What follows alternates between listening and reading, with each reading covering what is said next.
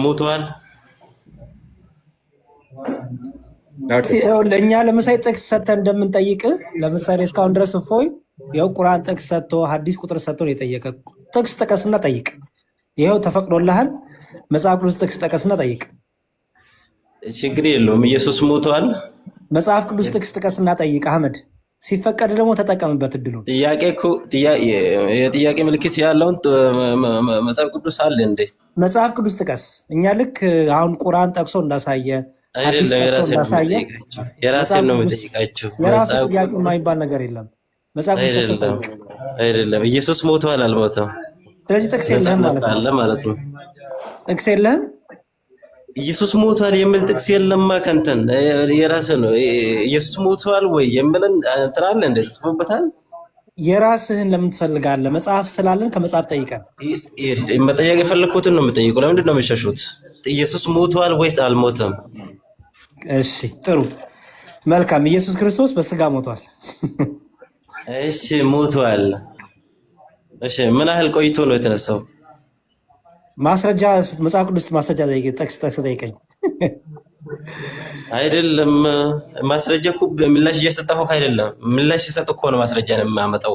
ምን ያህል ቆየ ስሞት? ምን ያህል ቆይቶ ነው ሞትን አሸንፎ ተነሳ የምትሉት?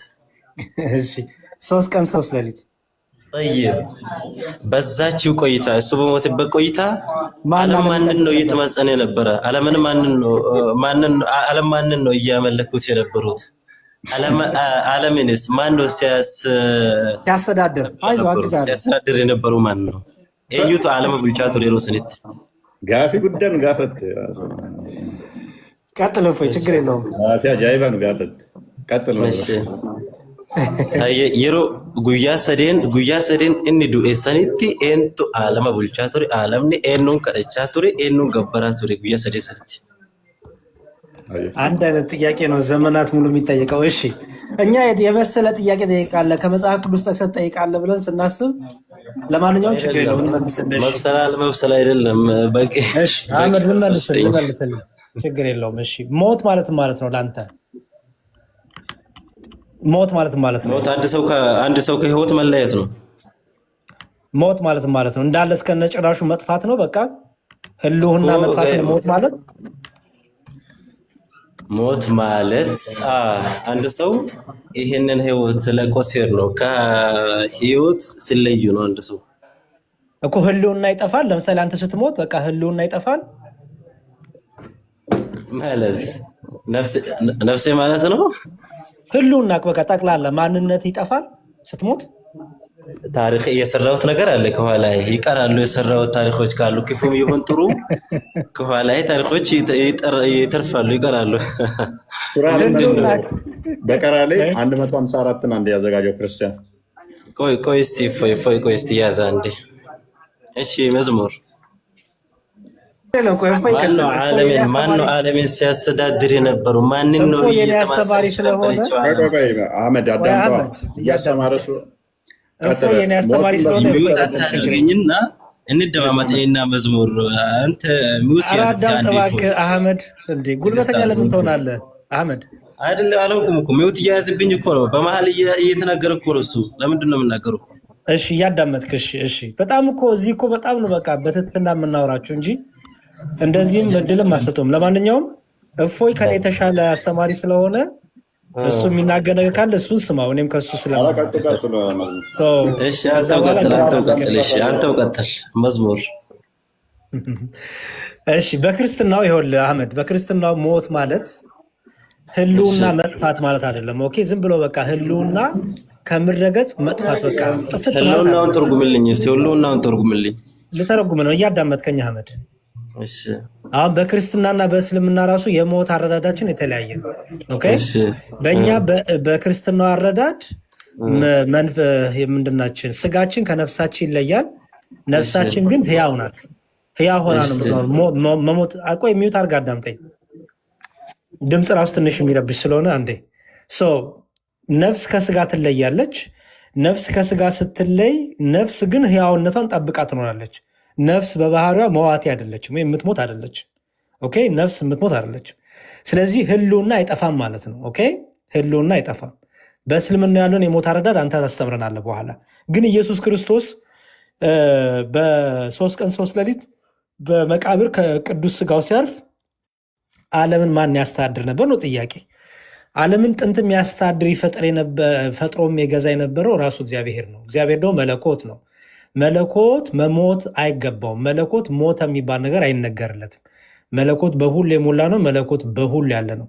ኢየሱስ ክርስቶስ አምላካችን ግን ሞተ ስንል በስጋው ሞተ እንላለን። እኔ እናንተ ስንሞት እንኳን ሞትን የምንባለው በስጋ ነው። ስጋችን ፈራሽ ነው፣ በስባሽ ነው፣ ወደ አፈር ይመለሳል። ነፍሳችን ግን ሕያው ናት። ስለዚህ ሞት የሚባለው ከስጋ ስጋ ከነፍስ መለየት ነው። መጽሐፍ ቅዱስ አንድ መጽሐፍ ቅዱስ አውጣለት ክርስቲያን፣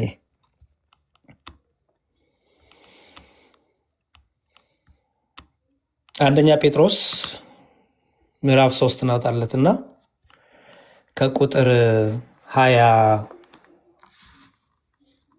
ጀምሮ እናነበው። እሺ እንዲህ ይላል፣ ከላይ እናነበው። ክርስቶስ ደግሞ ወደ እግዚአብሔር እንዲያቀርበን እርሱ ጻድቅ ሆኖ ሳለ ስለ አመፀኞች በአንድ ጊዜ በኃጢአት ምክንያት ሞቷልና ይላል። በስጋ ሞተ፣ አየኸው፣ በስጋ ሞተ፣ በመንፈስ ግን ሕያው ሆነ ይልና በእርሱ ደግሞ ሄዶ በወህኒ ለነበሩ ነፍሳት ሰበከላቸው ይላል። አየኸው። ስለዚህ ኢየሱስ ክርስቶስ በስጋው ሞተ ተባለ እንጂ ህልውናው አልጠፋም፣ ወይም አምላክነቱ፣ ጌትነቱ፣ መለኮትነቱ የሚሞት ስላልሆነ እርሱ ለዘላለም ሕያው ነው። ስለዚህ በስጋው ሞተ ተባለ፣ በመንፈሱ ግን ሕያው ነው። እዚህ ጋር በመንፈስ የሚለው አምላክነቱን መለኮትነቱን የሚናገር ነው። ሕያዊት የሆነች ማንነቱን የሚናገር ነው።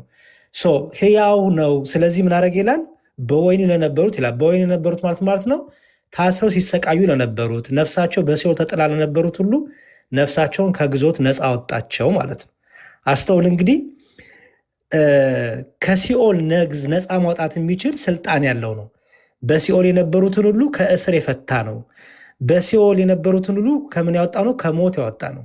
ስለዚህ አስተውል፣ እርሱ በስጋ ሞተ ስንል ህልውናው ጠፋ ማለት ስላልሆነ፣ ህልውናው ደግሞ አምላክነቱ፣ ጌትነቱ ከእርሱ ጋር ለዘላለም የሆነ ስለሆነ፣ አዎ እርሱ ራሱ አስተዳዳሪ ነበረ። አዎ እርሱ ራሱ ምድርን የሚጠብቃት ነበረ። ከአባቱ እኩል ከመንፈስ ቅዱስ እኩል ሆኖ ምድርን የሚጠብቃት ምድርን የሚንከባከባት እርሱ ክርስቶስ ኢየሱስ ነው ማለት ነው። አሁንስ ልክ ነው። እግዚአብሔር አልሞትም አልከኝ። ከሱ በፊት ዓለምን ሲያስተዳድር የነበረው እግዚአብሔር አልሞትም። ስለ ክርስቶስ ጋር ክርስቶስን ጨርስ የጠየቀኝን አህመድ፣ እግዚአብሔር ሞት አልኩም እኔ ክርስቶስ ጋር ጨርስ አህመድ። ክርስቶስ ነው ጥያቄ። ክርስቶስ ሞተ ስትሉ ምን ማለት ነው ብለኛል። ክርስቶስና እግዚአብሔር አንድ አይደሉም። እንግባባለን አለ እዚህ ላይ አብ ወልድ አይደለም፣ ወልድ አብ አይደለም። አይደለም የኔው መልስልኝ። ክርስቶስና ይኸውና ቃልን አዳምጠኝ። ክርስቶስና እግዚአብሔር አንድ አይደሉም። ማን ያለው? ምን ማለት ነው እግዚአብሔር ስትል አልገባኝም። ማን ነው እግዚአብሔር የምትለው? ይኸውና እንትን ክርስቶስ ደግሞ ወደ እግዚአብሔር እንዲያቀርብን ይላል። ክርስቶስ ወደ እግዚአብሔር፣ ክርስቶስ ወደ እግዚአብሔር። ስለዚህ አንድ ናቸው። ወደ አባቱ ማለት ነው። አንድ አይደሉም። አባቱና ልጁ አንድ አይደሉም። እሺ አንድ አይደሉም። የቱን ነው የምታመልከው አንተ? ኢየሱስን ነው ወይስ እግዚአብሔር አባቱን ነው? በጣም ጥሩ። ኢየሱስ ክርስቶስ ምን አለ መሰለህ ዮሐንስ ወንጌል ላይ እኔና አባቴ አንድ ነን አለ። እኔና አብ አንድ ነን አለ። እኔና አብ ያለበት ምክንያት እርሱ አብ አይደለም፣ አብ ደግሞ ወልድ ስላልሆነ በአካል እንላለን፣ ወይም በፐርሰን 3 አካል እናምናለን። እኛ 3 አካል እናምናለን ማለት አብ ወልድ አይደለም፣ ወልድ አብ አይደለም ማለት ነው። ለምሳሌ ኢየሱስ ክርስቶስ አብን አባቴ ብሎ ይጠራዋል፣ አብ ደግሞ ወልድን ልጄ ብሎ ይጠራዋል። ስለዚህ ኢየሱስ ክርስቶስ ምን አለ? እኔና አባቴ አንድ ነን አለ። አንድነት በምንድን ነው? በመለኮት በአገዛዝ በባህሪ አንድ አምላክ አለ። ስለዚህ የማመልከው በ3 አካል የተገለጠውን አንዱን አምላክ በ3 አካል ያለውን አብ ወልድ መንፈስ ቅዱስን ግን አንድ መለኮት አንድ አምላክ አምናለሁ። እሺ ምርጥ ነው። እሺ እሱ በሞተበት ዓለም እግዚአብሔርን ነው ማለት ነው ሲገዙት የነበረው። ጥያቄ ምንድን ነው? ጥያቄ አልገባም። ጥያቄን አስተካክል። አማርኛ ካጠረ አትፍራ፣ አስተካክየዋለሁ። እሱ በሞተበት በዛችኛው ቆይታ ዓለም እግዚአብሔር ነው። ከዛ በፊት የነበረውን እግዚአብሔር ነው እየተገዙትና እያመለኩት የነበሩት። ምንም አልገባኝም ጥያቄው። በኦሮምኛ ጠይቆኝ አይደለም እየሸሸህ ነው። እሱ ሞቷል። እሱ በሞተበት በሶስት ቀን ቆይታ በሶስት ቀን ቆይ አትፍራ። እያዳመጥከኝ ፕሊዝ አንዴ አህመድ። በሶስቱ ቀን ቆይታ ዓለም ማንንን ነው እያመለከ ያለ? አህመድ ይኸውልህ ይሄ አትፍራ አትሽሽ የምትለው ነገር ቶ እያወራን ነው እኮ አንተም አለ እኔም አለ። እሺ እኮ ነው መልስልኝ። እግዚአብሔርን ነው እየተገዙት የነበሩት። ኧረ በስመ አብ አዳምጣ። ምንም እኔ እኮ አንተ እኮ ከአንተ ጋር ማውራት ተባሉ። ቆይ ጎበዜ እየተመለሰ ነው እየሰማህ አይደለም? ጠይብሽ የመለስኩልህ ምንድን ነው ያልከኝ? ኢየሱስ ክርስቶስ ሲሞት አልከኝ። አንዴ ስማኝ። ኢየሱስ ክርስቶስ ሲሞት አላህ ፍጡር መሆኑን መከንክነዋል። አዳምጠው አንዴ። ኢየሱስ ክርስቶስ የተወለደው አህመድ ፕሊዝ፣ ወይ እየቀለድክ እየሳክ እያላገጥ ከሆነ ከሌላ ሰው ጋር እንቀጥል። ያንተም የእኛም እድሜ እየባከነ ስለሆነ እኔ በጣም ውድ ጊዜ ነው ለአንተ እየሰጠሁ ያለሁት። እሺ ስማኝ አህመድ፣ ቅድም ምን አልከኝ? ኢየሱስ ክርስቶስ ሲሞት ዓለም ማን ይጠብቃት ነበር ብለህ ለጠየቀኝ መልስ ምን ብዬ መለስኩ? እሱ መልስ ተቀብለሃል ወይስ አልተቀበልከውም?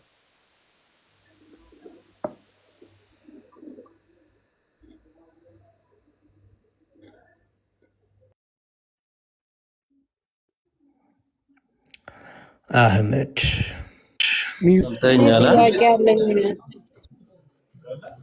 ሰምተኛል እና እንደዚያ ነው ራሱን ማዳን ከሞት ማዳን የማይችል ሰው እንዴት ኢየሱስ ያድናል? ወይ ሚውት አድርጉት። በቃ ሌላ ነገር ውስጥ ገባ አህመድ። ርዕስ ጠብቀህ ማውራት ትችላለህ ወንድሜ።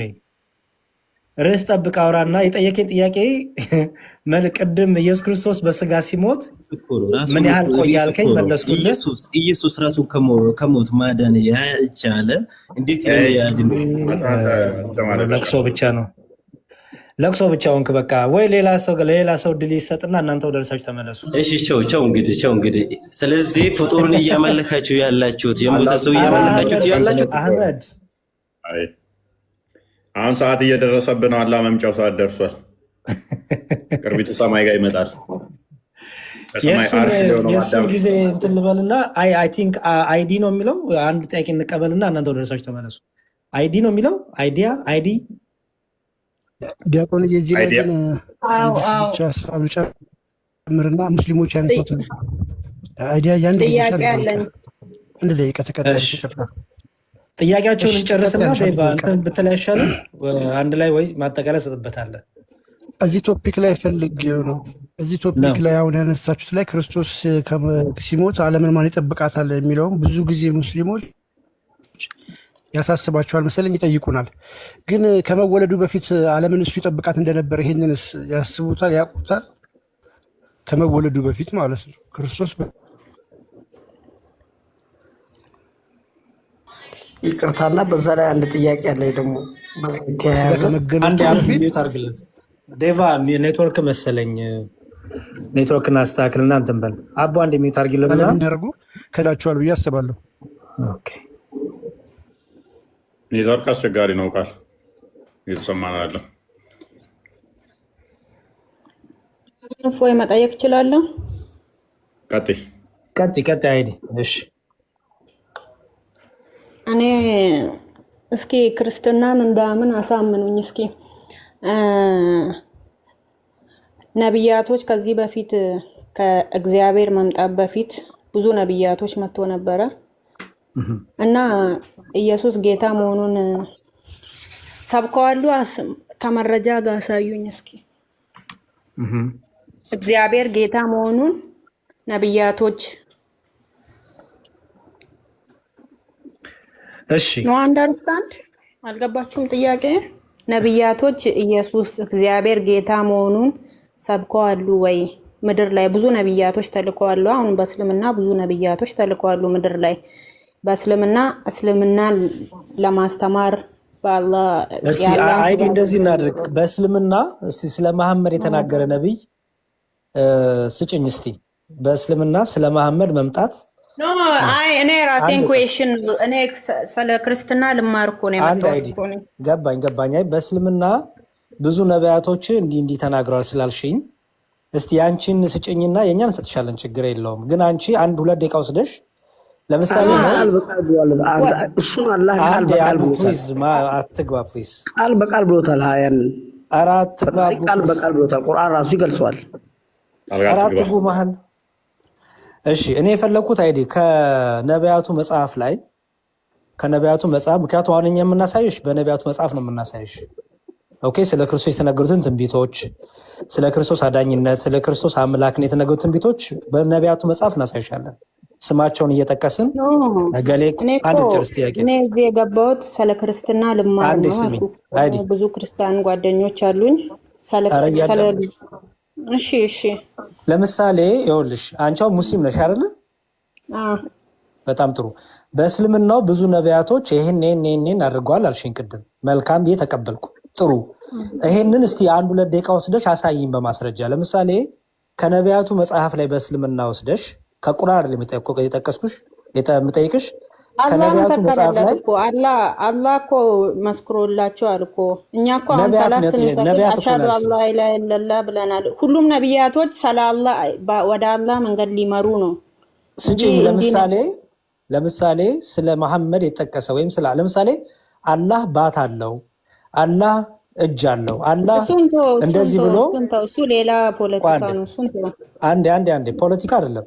ሱረቱል አልቀለም ፖለቲካ ነው። ባቱን ይገልጣል የሚለው ፖለቲካ ነው። እሱ እዛ ዲቤት ስታረጉ እኮ ስትወያዩ ሰምተናል እኮ። አላህ ስትዘረግፉ ስለ እግዚአብሔርም ተዘርግፏል ብዙ ነገር። ስለሱ ልማር አይደለም የገባሁት። የራስሽን እምነት ሳታቂ የሰውን እምነት አይደለም የምታውቂው አይደል?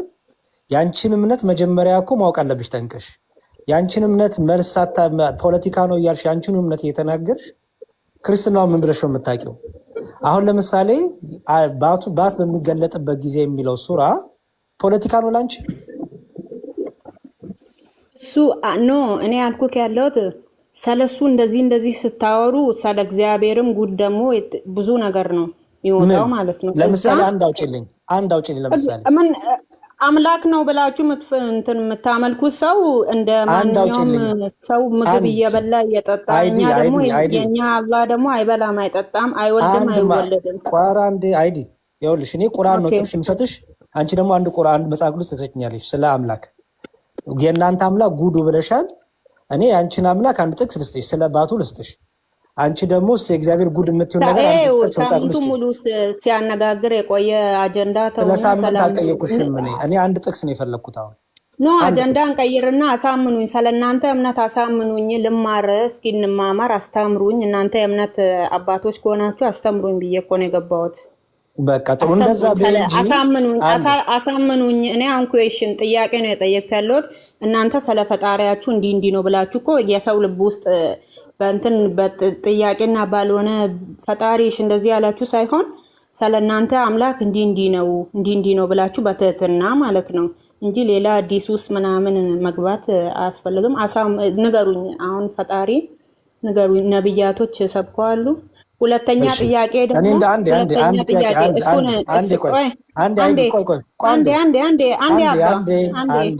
አንዴ ስሚ። አንቺ ብቻ እኮ ማውራት የለብሽም። ይኸውልሽ የመጀመሪያው ነገር ስለ ራስሽ አምላክ ጠንቅተሽ ሳታቂ ስለ ክርስቲያኖች አምላክ እንዲያው ለአቅ ነው የመጣሁት ማለት ይሄ ውሸት ነው። ይሄ ራስን ማታለም ነው። አንዴ ስሚ። እኛን መልስልሻለሁ። ፈጣሪ አይመረመርም፣ አልተገለጠም ብሏችኋል። በቃ አልተገለጠም። ኧረ አዳምጪ ፕሊዝ። እኔ አልተገለጸ አምላክ አላመልክም። ሲጀመረሽ ማብራራት ያቃተሽ ስለ አምላክሽ መግለጽ ስለማችሁ ነው አምላክሽ። እናንተ ደግሞ አብራርታችሁ ስለ አምላካችሁ ንገሩኝ። ምን እዚህ ቤት ሚዩት ማድረግ የለም እንዴ? እፎይ ሚዩት አድርገሽና እየተዳመጥን እንሂድ። አይዲ ኦኬ ጥያቄሽን አንዴ በቃ ጠይቀሻል። ሚዩት አድርገሽ አዳምጪ፣ አለበለዚያ ትወጫለሽ። ሚዩት አድርገሽ አዳምጪ። መልካም። አይ ቲንክ መልስ ብቻ አልመለስሽ። በቃ ምንም ስለ ራስሽ አምላኩን ለማስረዳት ስለማትፈልጊ የእኛን አምላክ እናስረዳሽ። ኦኬ እኛ ኢየሱስ ክርስቶስ አምላካችን ነው። ጥያቄሽ አይ ቲንክ ስለ ክርስቶስ መሰለኝ አይደለ? ወይስ ምንድን ነው ጥያቄሽ? ስፔሲፊክ ጠይቂ ድጋሚ። ስለ ክርስቶስ ነው። ስለ ክርስቶስ ነው። እሺ ሌላም ጥያቄ አለ። ዲያቆንዬ በነቢያት እግዚአብሔር በነቢያት ተሰብኳል ወይ የሚል ነበር ጥያቄዋ እና እሱን አድሬስ አድርግላት።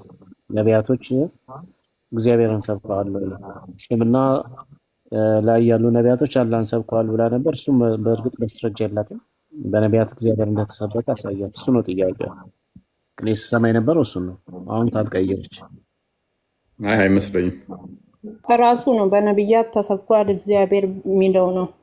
አላህ ነቢያቶችን ሰለሱ ወደሱ መንገድ እንዲመሩ ነቢያቶችን ወደ ምድር እንደላከው እግዚአብሔርም ደግሞ እንደዛው ነቢያቶች ሰለሱ ሰብከዋል ወይ? ኦኬ እሺ ጥሩ። ነቢያቶች ሲጀምር እነ ሙሴ እነ ኢሳያስ አቤት ትላልቅ ነቢያት የሚባሉ አሉ። እንደተገለጠላቸው መገለጥ ትላልቅ የሚባሉት አሉ። 4-5 ናቸው እና አዎ ስለ እስራኤል አምላክ ስለ እግዚአብሔር ስለ ያህዌ በሚገባ ሰብከዋል። እግዚአብሔር ያህዌ ዘላለማዊ እንደሆነ አምላክ እንደሆነ ጌታ እንደሆነ እየተገለጠም እሱ አናግሯቸዋል። መልአኩንም እየላከ እግዚአብሔር በልዩ ልዩ መልኩ ይናገር ነበረ።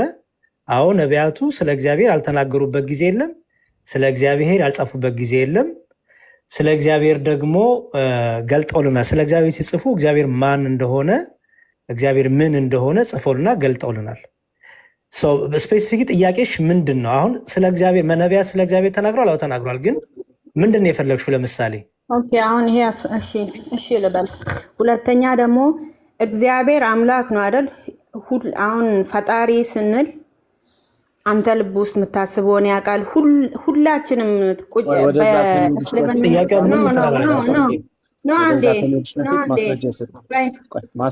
ቢኒ እንትኗ እኮ ያልገባኝ ነገር አለ። ምን ይባላል በእኛ ሃይማኖት አላህ ቁጫጯን አይረሳም፣ ትኩሴን አይረሳም ማለት ነው። የእጁን ስራዎች ማለት ነው። አይዲ እያዳመጥሽ ፕሊዝ።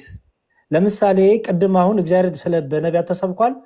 አዎ ተሰብኳል። አሁን ለምሳሌ እኔ እግዚአብሔር በነቢያት የተሰበከው በዚህ መልኩ ነው ብዬ እንዳስረዳሽ፣ ለምሳሌ ስለ እግዚአብሔር ነቢይ ለምሳሌ ምን አለ? ለምሳሌ እግዚአብሔር ልጁን ልኮ እንደሚያድነን በነቢያት ተሰብኳል። እሱን ላሳይሽ። የኛ ግን እኮ እግዚአብሔር አልወለደም አባት አልወለደም ትላላችሁ። እሱ አላህ ነው። ስለ አላህ አይደለም የምናወራው፣ ስለ እግዚአብሔር ነው የምናወራው። ስለዚህ አስረግዞ ነው የተወለደው። እሱ አላህ ነው ሚስት የሚፈልገው። ልመልስልሻ። እሱ አሁን ለምሳሌ ልጅ እንዲኖረኝ ሚስት ያስፈልገኛል ብሎ የተናገረው አላህ ነው። አሁን በጭንቅላትሽ ውስጥ አላህን ይዘሽ ነው የምታወሪው አንቺ። አሁን እግዚአብሔር ጋር ከመጣሽ እግዚአብሔር የወለደ አላለም አላለም። ኦኬ እሺ፣ ክርስቲያን አንድ ያሳያት። እሺ ልጅ እንዲኖረኝ ሚስት የሚለውን አሳያትና ወደ እኛ ልመልስላት። እሺ አይዲ ሜቢ እስኪ ይህንን ላስነብብሽ። ሚስት የሚፈልግ አካል ወንድ ነው አይደለ? እድሜያ ግን አይዲ ቤት የሰማነው ያየው ነው። እንኳን ደህና መጣሽ። እንኳን ደህና ቆየ ዲያቆን እፎይ። ዲያቆን የሚላለ እዚህ ጋር ዲያቆን እፎይ ሲባል ነው የምሰማው። እኔ እንጃ የክብር ስም መሰለኝ። ዲያቆን ማለት ዲስሪስፔክት አይደለም፣ የክብር ስም ነው ዲያቆን። እኔ አሁን አይደይ ብዬ ነው የጠራሁሽ። እኔ የክብር ስም መስሎኝ ነው። በነጠላ ልጥራክ? እሺ እፎይ የክብር አሁን እኛ ሼኪ እንደምንለው ኡስታዝ እንደምንለው አክብሬ መጥራቴ ነው። መልካም እሺ። ልጅ አለሽ? የለኝም። ኦኬ። አላገባሽም? ይሄ የግል ላይፌ ነው፣ የግል ህይወቴ ነው። ምን ነው? መልካም። አንድ ሰው ልጅ እንዲኖረው ምን ያስፈልገዋል? ወንድ ከሆነ ሚስት ያስፈልገዋል፣ ሴት ከሆነች ባል ያስፈልጋታል። ኦኬ። ወንድ ከሆነ ሚስት ያስፈልገዋል፣ ሴት ከሆነች ደግሞ ባል ያስፈልጋታል። መልካም። እኔ እንደዚህ አንድ አካል እንደዚህ ቢልስ ልጅ አለህ ተብሎ ሚስት ሳይኖረኝ ልጅ እንዴት ይኖረኛል ቢል የአካል ሴት ነው ወንድ ነው? ሚስት ሳይኖረኝ ልጅ እንዴት ይኖረኛል ቢል አንድ አካል ወንድ ነው ሴት ነው? ጾታውን አልገለጽክልኝም እኮ። እንዴት ሚስት ሳይኖረው ሚስት ሳይኖረኝ ልጅ እንዴት ይኖረኛል ቢል የሆነ እንደዛ ብታነብ እንደዛ ሚል እንደዛ ያለው አካል ልጅ እንዲኖረው ሚስት ያስፈልገዋል አያስፈልገውም? አልተገለጸልኝም ሀሳብክ ምን እንደሆነ። ለምሳሌ እንደ ግልጽ እኮ ነው። ወንድ ከሆነ ሚስት ያስፈልገዋል አልሽኝ፣ ሴት ከሆነ ባል ያስፈልጋታል አልሽኝ። እንደዚህ የሚል ጽሑፍ ብታነቢስ ወረቀት ላይ ለምሳሌ ሚስት ሳይኖረኝ ልጅ እንዴት ይኖረኛል የሚል ደብዳቤ ብታገኝ የጻፈልሽ አካል እንደዛ ብሎ ልጅ እንዲኖረው የሚያስፈልገው ሚስት ነው ወይንስ ባል? ነች ባል። ወንድ ከሆነ ሚስት። አማርኛ አይደል እንደማወራው? ሚስት ሳይኖረኝ ልጅ እንዴት ይኖረኛል ያለው አካል ልጅ እንዲኖረው ምንድን ነው የሚያስፈልገው? ሚስት ያስፈልገዋል አልኩክ። ወንድ ከሆነ ሚስት ያስፈልገዋል፣ ሴት ከሆነች ባል ያስፈልጋታል። ጥያቄው ላይ ብቻ ሚስት ሳይኖረኝ ሚስት የሚያስፈልገው ልጅ እንዲኖረው ማን ነው? ሚስት ሳይኖረኝ ልጅ እንዴት ይኖረኛል ቢል ደብዳቤሽ የሰጠሽ ያንን የጻፈልሽ እንደዛ ብሎ ሚስት ሳይኖረኝ ልጅ እንዴት ይኖረኛል ያለው ሴት ነው ወንድ ነው? አላነበብኩማ ደብዳቤውን። ሴት ይሁን ወንድ ይሁን እኔ እንጃ። ሚስት ሳይኖረኝ ልጅ እንዴት ይኖረኛል የሚለው ማን ነው? ወንድ ነው። እናመሰግናለን። እሱም አላህ ነው። አንብብላታ። ይኸውልሽ እዚህ ጋር አላህ ነው እንደዛ ብሎ የተናገረው። ደብዳቤ ብሎ የጠየቀሽ እፎይ በአጭሩ ቁርአን ላይ የተጻፈ ቃል ነው። አላህ የተናገረው ማለት ነው። ምን ይላል መሰለሽ? ለእርሱ ሚስት የሌለችው ሲሆን እንዴት ለእርሱ ልጅ ይኖረዋል ብሎ የተናገረው አላህ ነው። ይሄ እኮ ለእናንተ ግልጽ አማርኛ ነው እኮ። እናንተ አብ እግዚአብሔርን ወደ ምድር ላከው ነው እንደሆነ አላህ ልጅ ለመውለድ ስለዚህ ሚስት ያስፈልገዋል ማለት ነው። አላህ ደግሞ ልጅ የለውም አልኳችሁ እኮ። ሚስት ቢኖረው ግን ይወልድ ነበር። ፈጣሪ ሚስት የለውም፣ ልጅ የለውም፣ አይወልድም፣ አይወለድም። ጾታው ግን ወንድ ነው አይደል? አልተገለጸም። ሚስት የሚፈልግ አካል ጾታው ምንድን ነው? ፈጣሪ ነው፣ አልተገለጸም። ፈጣሪ ነው። ሰማይና የምድር ምን አይነት ጾታ ነው ያለው? እሺ ፈጣሪ ብለሽ የምትከታዩ ሚስት የሚፈልገው አካል ይኸው ሚስት ይፈልጋል። ሚስት እፈልጋለሁ እያለ ነው እዚህ ጋር። እሱ አላህ አንድ ነው፣ አይወልድም፣ አይወለድም፣ ለሱ ቢጤም አምሳያም የለውም። ሚስት ስለሌለው ነው ያልወለደው ነው ያልወለደው ሚስት ስለሌለው ነው። አልወለደም አልወለደም እንጂ አይወልድም አይወለድም ካላለ ስለዚህ ወደፊት ሚስት ሲያገኝ ሊሆን ይችላል ማለት ነው። ፈጣሪ ነው። ፈጣሪ አይወልድም አይወለድም። አይዳ መልስልኝ አንተን የእናንተን ጨርሽ በቃ። ኦኬ ምንድነው ጥያቄ? ትንቢቶቹን እናሳያትና አንድ መልሱን መልስ። ጥያቄ ግልጽ የሆነ ጥያቄ አንድ ጥያቄ ጠይቂ። አንድ ግልጽ ጥያቄ። ያ ፈጣሪ የሁሉንም የልቡን ያውቃል አይደለ? ምሳሌ ማለት ነው። የሁላችንም ልባችን ውስጥ የምናስበውን ያውቃል። ለምንድን ነው ለሳንቲም ይሁዳዎች በሳንቲም ሲሸጡት እሱ እንዴት ነው ይሁዳውን እያወቀ ምን እያሰበበት እንደሆነ ያወቀ አሳልፎ እስኪሰጠው ድረስ ፈጣሪ ራሱን ማዳን አይችልም? ለምን ተሰቃየ? እነሱን ማጥፋት አይችልም ነበር ነው? ፈጣሪ እስከሆነ ለምን በሰዎች ይሰቃያል? እነሱንም አጥፍቶ ምድርን ማጥፋት ሁሉን ማድረግ የሚችል ፈጣሪ ለምን በሰው ልጅ ይሰቃያል? ግልጽ ጥያቄ። ሰቅለውት እንዲህ እስኪያሰቃዩት ለምን አሁን ለኛ ብሎ ነው እናንተ የምትሉት? ለምን ለሰዎች ለሰው ልጆች ብሎ ተሰቃየ? ለምን እንደዚህ በስቃይ መልኩ ራሱን ሊያሳውቀን ፈለገ? እሺ ሚዩት አድርጊ። ሩቅን የሚያውቀው ፈጣሪ ብቻ ነው። ሱራ 3:49 አንዴ ክፈተው ክርስቲያን መዝሙር ያሬድ ትቀጥላለህ። ጥያቄዋ ምንድነው? እሱ ሩቁን አዋቂ ፈጣሪ ብቻ ነው እና እስልምና አይደለም፣ ከእስልምና አይደለም፣ ከራሳችሁ ቆይ እናስተምርህ ከሆነ ሩቁን የሚያውቀው ፈጣሪ ከሆነ ኢየሱስ ፈጣሪ ከሆነ እንዴት ነው እሱ አያውቅም ወይ የሚል ጥያቄ ነው። እንኳን በእኛ መጽሐፍ ውስጥ በእናንተ መጽሐፍት ውስጥ እንኳን በቤትና የሚያደርጉትን የሚበሉትን የሚደብቁትን እንኳን ኢሳ ያውቃል። ሙታንን አስነሳለሁ፣ የምትበሉትንና በብብታችሁ የምታደልቡትንም ሁሉ ነግራችኋለሁ፣ የምታምኑ እንደሆናችሁ ለእናንተ በዚህ ውስጥ በእርግጥ ታምር አለ ይላል። እያንዳንዷን የሚያውቅ ፕሊስ ሩቁን አዋቂ ተብሎ የሚታመነው በእስልምና ፈጣሪ ብቻ ነው። ኢሳ ራሱ በእስልምና ያለው ኢሳ ራሱ ለምን በሰው ልጆች ተሰቃየ እኮ ለመልስልሽ ነው። አሁን ማይክ ካነሳሽ እናስወርድሻለን። ሩቁ የሚያውቀው ፈጣሪ ብቻ ነው። እንዴት ነው አያውቅም ወይ ምናምን ላልሹ ያውቃል። በቁርአንሽም ይሄ ስላለ ማለት ነው። በቁርአንሽም ሩቁን አዋቂ ኢሳ ብቻ ነው። መሐመድ አያውቅም። ሌላ መሐመድ ምንም በእኔ ላይ ምን እንደሚደረግ እንኳን አላውቅም ነው ያለው። እንኳን ሌሎቹን ሊያውቅ ሱራ 46:9 ላይ በእኔም በእናንተም ላይ ምን እንደሚደረግ እንኳን አላውቅም። ከነብይ መልእክተኛ ቢጤ የሌለኝ ያለው ምንም አውቀው ፈጣሪ ነው። አዳምጪ።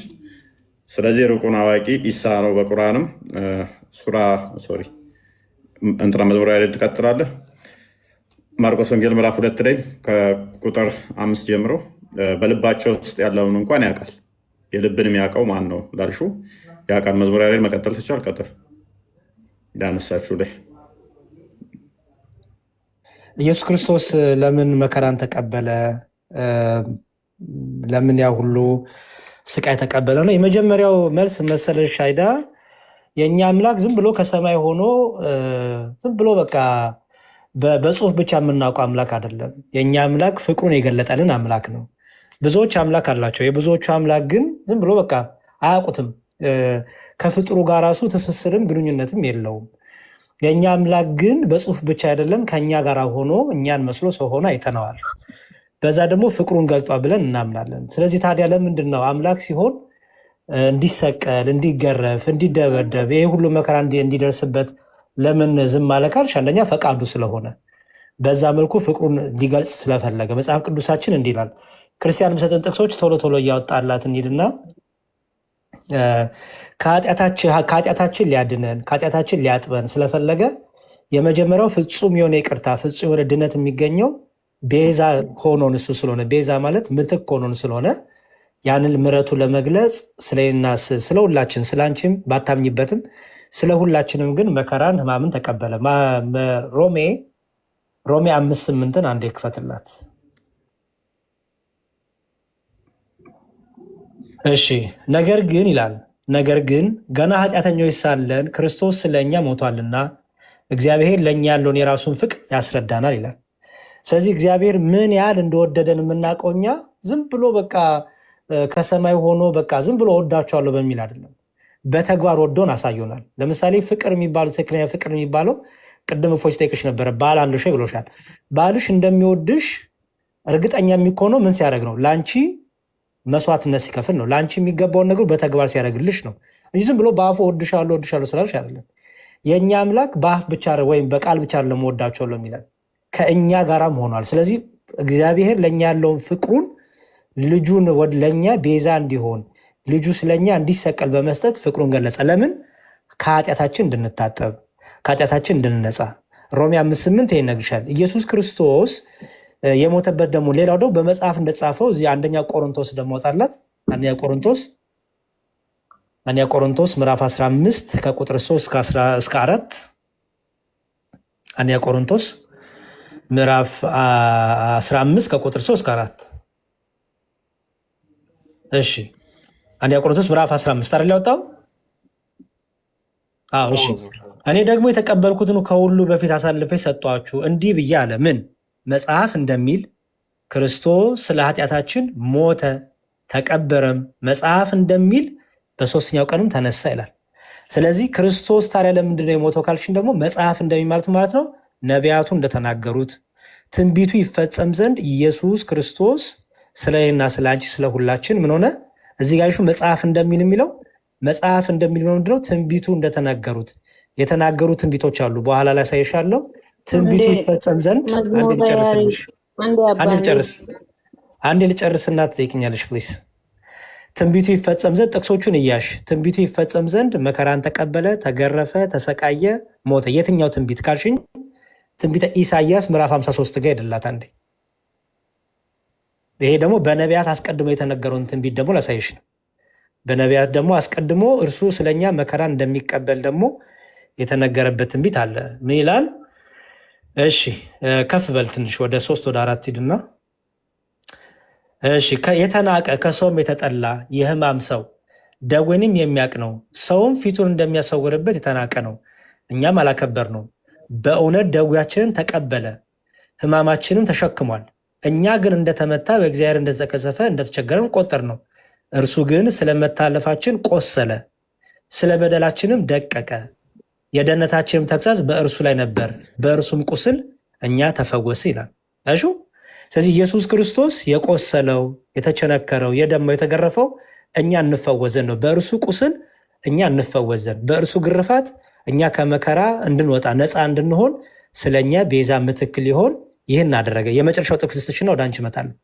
በጣም ብዙ ነው ያለው፣ ግን በአጭሩ ልንገርሽ ብዬ ነው። የመጨረሻው በፈቃዱ ነው የሞተው። በፈቃዱ ራሱን አሳልፎ ሰጥቷል። የዮሐንስ ወንጌል ጋር ሂድላት። የዮሐንስ ወንጌል ምዕራፍ 18 ጋር ሂድላት። ዮሐንስ ወንጌል ምዕራፍ 18 በደንብ አስተውይን ክፍል እንዲህ ይላል ከቁጥር 3 ላይ ስለዚህ ይሁዳ ጭፍሮቹንና ከካህናት አለቆች ከፈሪሳውያንም ሎሌዎቹን ተቀብሎ በችቦና በፋና በጋሻ ጦርም ወደዚያ መጣ።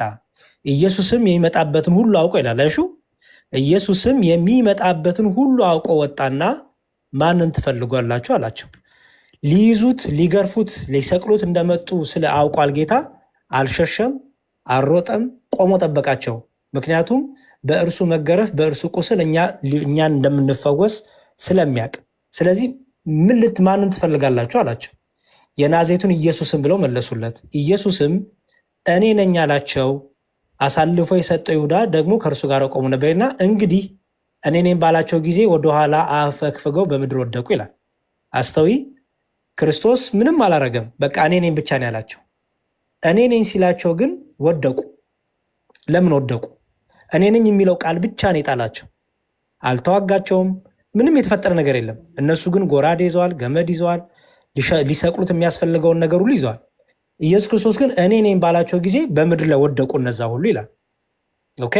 ከዛ ድጋሚ ደግሞም ሁለተኛ ጊዜ ማንን ትፈልጋላችሁ ነው ጠይቃቸው። እነርሱም የናዝሬቱን ኢየሱስን አሉት። ኢየሱስን መልሶ እኔ ነኝ አልኳችሁ፣ እንግዲህ እኔን ትፈልጉ እንደሆናችሁ እነዚህ ይሁዱ ተዋችሁ አለ። አየሽ፣ እኔን የምትፈልጉ እኔን ፈልጋችሁ ነው የመጣችሁት፣ ይኸው ያዙኝ። ሐዋርያትን ግን እንዳትነኩ፣ የኔን ተማሪዎች ግን እንዳትነኩ እኔን ያዙኝ አለ።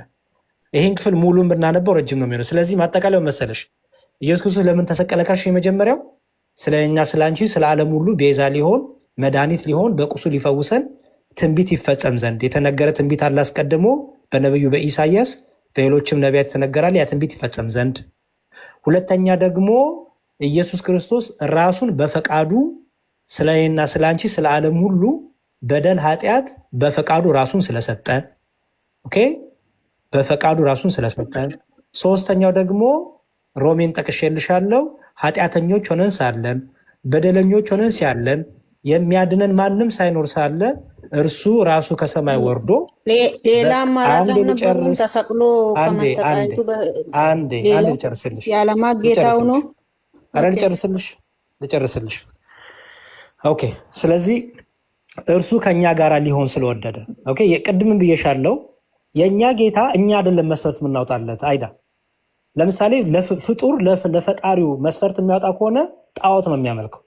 ለምሳሌ አንቺ ለአላህ ይሄን ማድረግ ስትችል ይሄን ለምን አረግ አትይም አይደል? ምክንያቱም ማድረግ የሚፈልገውን ያረጋል ብለሽ ታምኛለሽ። ማድረግ የሚፈልገውን ነገር ሲያደርግ መብቱ ነው፣ አትከራከሪውም። እንዲህ ለምን እንዴት አታረግም ነበር ብለሽ ከፈጣሪ ከምትውጋ አካል ጋር አትነጋገሪ። እግዚአብሔር በልጁ ሊያድነን ወደደ። ፈቃዱና በዚህ መልኩ ፍቅሩን ሊገልጽልን ስለወደደ ከኛ ጋር ሆነ። ስለዚህ ፍቅሩን ሊገልጽ ስለወደደ እንደኛ ሰው ሆነ ማለት ነው። ቅድም ምን ብዬሻለሁ? አምላክ የሚባለው አካል እወዳቸዋለሁ ብቻ ብሎ መናገር በቂ አይደለም። ፍቅሩን ደግሞ ለእኛ ለፍጡር ያለውን ፍቅር በተግባር የገለጸ ኢየሱስ ክርስቶስ ብቻ ነው። ሌላው ዝም ብሎ በወሬ ብቻ የቀረ ነው። ኢየሱስ ክርስቶስ አምላካችን ግን እወዳቸዋለሁ ሲለን ከኛ ጋር ሆኖ ስለኛ ተገርፎ ስለኛ ደምቶ ስለኛ ተሰቅሎ ሰው ሆኖ ቤዛ ሆኖ ከኃጢአታችን ያነጻን ነው ያዳነን ነው። ስለዚህ ከሰማይ ሆኖ አያድንም ነበር ይላልሽኝ። የመጀመሪያው በዚህ መልኩ አምላካችን ሊያድነን ወደደ። ስለዚህ ሊያድነን የወደደበትን መንገድ አሜን ብለን እንቀበላለን፣ አንከራከርም ከአምላካችን ጋር። ሁለተኛው ደግሞ ትንቢት ደግሞ ተነግሯል። የነቢያቱ ትንቢት ውሸት አይደለም። በነቢያት የተነገረው ትንቢት ስለ ክርስቶስ መምጣት፣ መሞት፣ መነሳት ተነግሯል። ስለዚህ ያ ትንቢት እንዲፈጸም ደግሞ ክርስቶስ ሰው ሆኖ ሞቶ ተነስቶ ወደ ሰማይ አድርጎ ዳግም ደግሞ በክብር ደግሞ እንደሚመጣ ሁሉ ትንቢት ተነግሯል። ስለዚህ ትንቢቱ ይፈጸም ዘንድ ደግሞ ይሄ ግድ ስለሆነ ሰው ሆኖ ይመጣል፣ መጨረሻው ዘመን ላይ ይመጣል። ሶስተኛ ደግሞ ጥያቄዎችን ጠይቄ ሰዓትም ይሄድ ስለሆነ አንዴ ሲጀመር ኢሳና ኢየሱስ ክርስቶስ አንድ አይደሉም። ይሄን ወቂ። ኢሳና ኢየሱስ ክርስቶስ ፈጽሞ የሚገናኙም አይደሉም፣ አንድም አይደሉም። አንድ ናቸው ተብሎ ተነግረሽ ከሆነ እሱ ውሸት ነው። በመጽሐፍ ቅዱስም በቁርአኑም አንድ እንዳልሆኑ እናሳይሻለን። ሆኑን ነው በእስልምና ምናምን ነው። ለምሳሌ ኢሳ ማለት ነው። ከስም ትርጉም ልጠይቅሽ። ኢሳ ማለት ነው መልእክተኛ ነብይ ነው። የስሙን ትርጉም ልጠይቅሽ። የስሙን ትርጉም የነብይ ስም ነው። ኢሳ ትርጉሙ ምንድን ነው? ሄዶ ነው አላውቅም። ምንድን ነው? ሄዶ ነው። ኦኬ። ኢየሱስ ማለት ግን መድኃኒት፣ አዳኝ፣ ፈዋሽ ማለት ነው። የሉቃስ ወንጌል ምዕራፍ 2 ላይ እርሱ መድኃኒት ኢየሱስ ክርስቶስ ይወለዳል ይላል። ስለዚህ ኢየሱስ ማለት ራሱ መድኃኒት፣ አዳኝ፣ ፈዋሽ ማለት ነው። ኢሳ መድኃኒት ማለት ነው ትርጉሙ። እንደ ሁሉም ነብያቶች ኢሳ ነብይ ነው። በቃ ኢሳማ የእናንተ ጉዳይ እኮ ነው። ኢሳማ የእናንተ ነው፣ መብታችሁ ነው፣ ያዙ። ኢየሱስ ክርስቶስ እና ኢሳ ግን አንድ አይደሉም። ኢሳና እኮ ኢየሱስ እኮ የሚያመሳስላቸው አሁን በመጨረሻው ዘመን መጥቶ የሚያደርጋቸው አሁን አይገናኝም።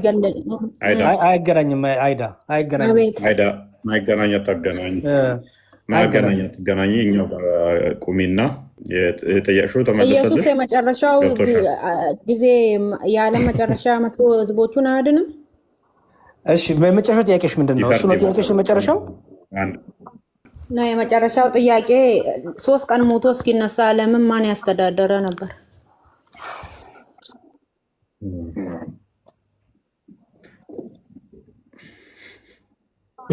ነበረ እፎይ መልስልሻል። እኔ ቅድሙን ብቻ የተናገርሽው ልመልስና አላቁም።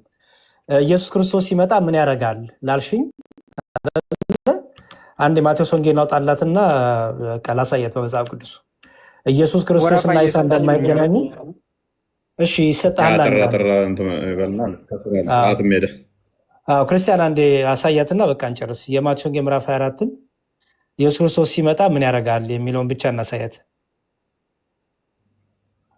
የማቴዎስ ወንጌል ምዕራፍ 24 ሶስተኛው ጥያቄ የሁሉም ሙስሊም ጥያቄ ነው። አንድ አይዳ 3 ቀን ሞቶ ሲነሳ ማን ነው ዓለምን ሲያስተዳድር የነበረው? ኩዌሽን መልስልሻለሁ።